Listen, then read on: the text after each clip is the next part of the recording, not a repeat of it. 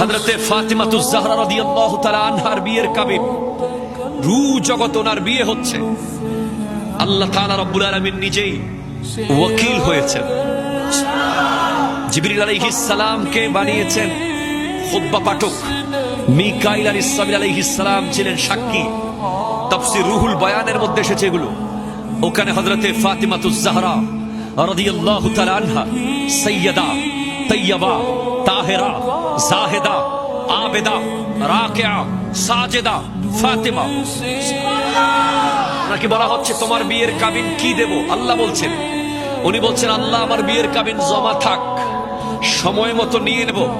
যেদিন কিয়ামত কায়েম হবে, পৃথিবীর সমস্ত সৃষ্টির মানুষগুলো, নবী, রাসূল, গাউস, কুতুব, আবদাল, আখিয়ার, আওতাদ, নাকিব, নুদাবা, নুজাবা, সাধারণ মানুষ সবাই লাইন টু লাইন থাকবে।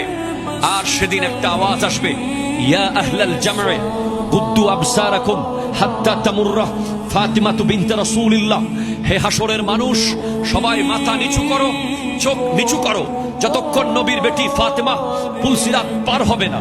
হযরতে সাইয়্যিদা ফাতিমাতুজ জাহরা রাদিয়াল্লাহু তাআলা আনহা পুলসিরাতের উদ্দেশ্যে রওনা হবেন এবং পিছনে ফিরে দেখবেন ওনার আব্বাজানের উম্মতেরা আমরা নফসি নফসি নফসি করছি।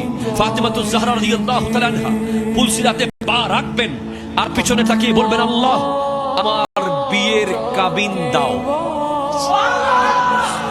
ফাতেমা হাসরের মাঠে বিয়ের কাবিন, সব প্রোগ্রাম শেষ, জান্নাতীরা জান্নাতে, জাহান্নামীরা জাহান্নামে।